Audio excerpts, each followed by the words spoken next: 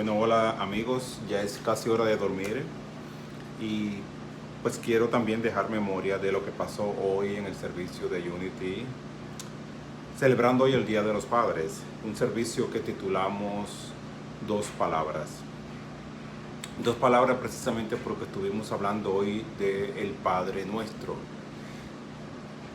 No se puede negar que cada vez que celebramos el Día de los Padres nos viene, por supuesto, que en la mente la idea del Padre, como Jesús le llamó, a la presencia de Dios en nosotros. Y entonces, estas fueron de las cosas que estuvimos hablando hoy en el servicio. En primer lugar, ¿por qué Padre? ¿Por qué Jesús llamó Padre a lo que nosotros llamamos hoy divinidad, a lo que nosotros llamamos hoy la presencia de Dios en nosotros, a lo que llamamos hoy el Cristo en nosotros? Pues yo creo que para entender por qué denominar Padre a la divinidad contenida en nosotros, hay que recordar que Jesús, ante que todo, era un judío. Era un judío que visitaba la sinagoga. Desde temprana edad Jesús, fuera de la sinagoga, tenía círculos de personas que estaban allí para escucharle. Y al parecer, pues, según nos cuenta el Evangelio, los diferentes Evangelios, a la edad de apenas 13 años, las personas se preguntaban cómo era posible que un niño dominara con tanta maestría las escrituras sagradas. Jesús, seguramente Jesús, que también se aprendía o sabía de memoria muchas de las oraciones de los judíos. Y los judíos ya desde hacía tiempo habían incorporado el término de padre o rey para definir a esa energía que ellos le llamaban Dios. O sea, el Dios de los judíos, ellos también le llamaban a veces padre o también le llamaban rey. Así, en una de las oraciones más antiguas, mucho antes que Jesús, que es la oración de Albinú de los judíos, dice algo así como: Padre nuestro, Rey nuestro, agrácianos y respóndenos, porque no tenemos acciones para pedir a cambio de ellas. Haz con nosotros caridad y bondad y sálvanos. Entonces, yo pienso que Jesús, pues para hablar del pueblo judío y para que el pueblo lo entendiera, tenía que utilizar el mismo vocabulario, los mismos términos que ellos venían usando. Y también entonces le llamó a esa energía que él sentía, esa presencia que él lograba entrar en comunión constante, a él le llamó el Padre. Y a eso se refirió muchas veces. Hoy pasamos el servicio a lo que, a mi entender, es el resumen de las enseñanzas de Jesús.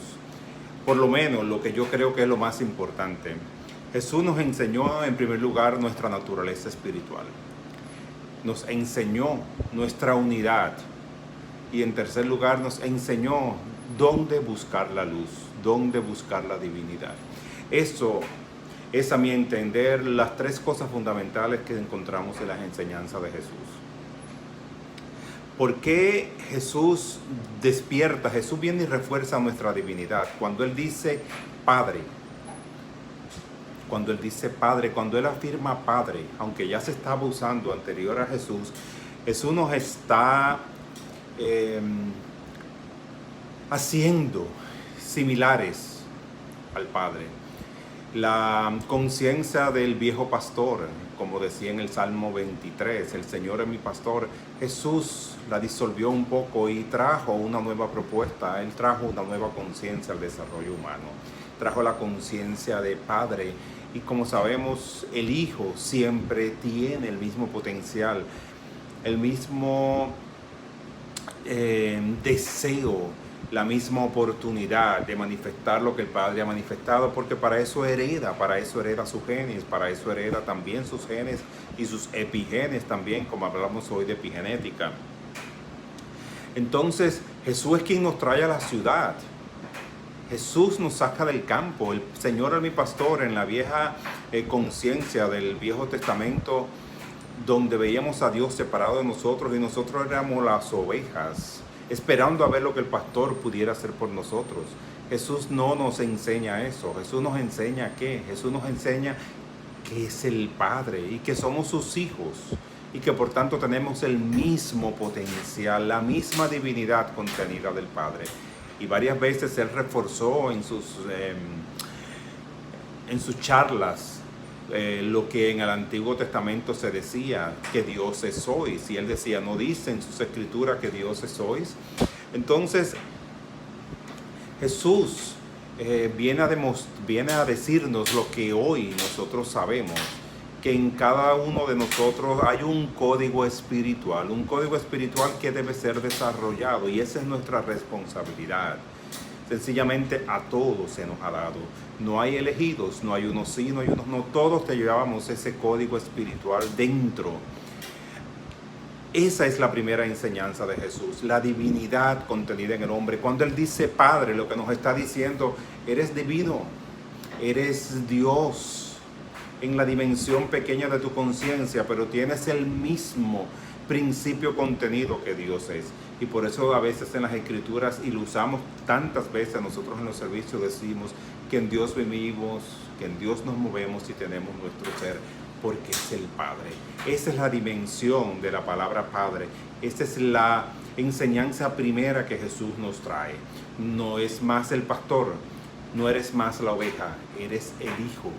Y Él, y esa energía, esa entidad es el Padre. La segunda enseñanza que Jesús nos trae es el sentido de unidad. Al decir nuestro, nos hace uno. Al decir nuestro, separa y borra la conciencia de que puede haber un Dios premiando, un Dios eligiendo a un pueblo o eligiendo a unos pocos. O también existe a veces la conciencia de un Dios que premia. Cuando dice nuestro, no está excluyendo a nadie. No está diciendo padre de algunos y padres de otros, no.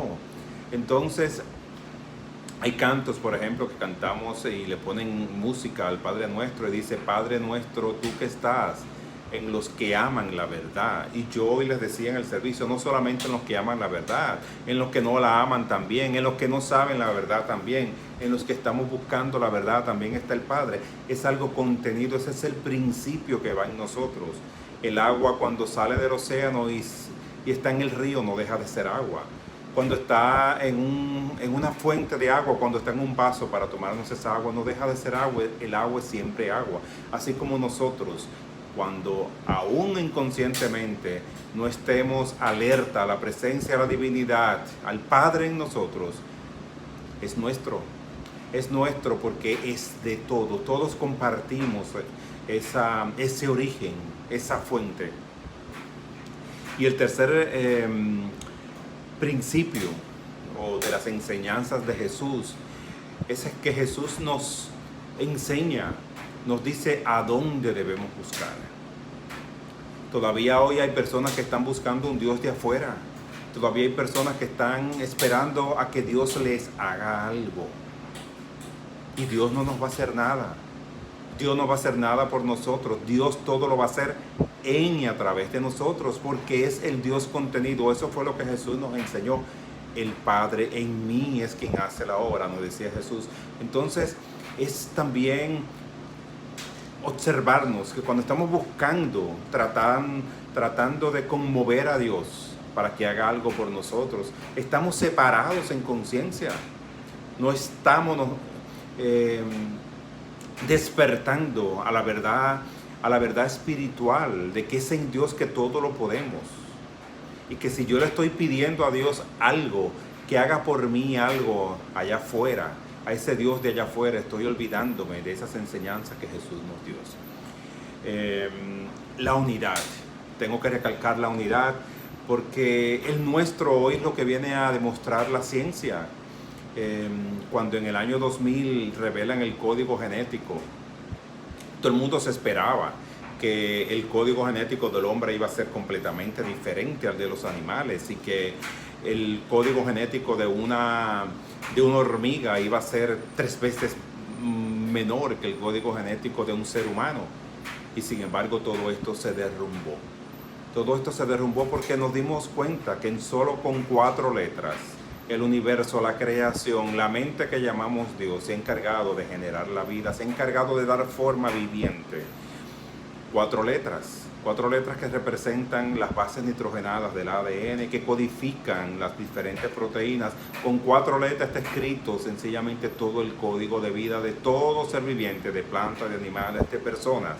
Entonces, eso viene a reforzar lo que Jesús nos enseñó, Padre nuestro, porque es el Padre de la creación entera, de lo viviente y de lo no viviente, de lo que vemos y de lo que no vemos, de lo creado y de lo inmanifestado. Muchas gracias. Dios los bendice. Gracias.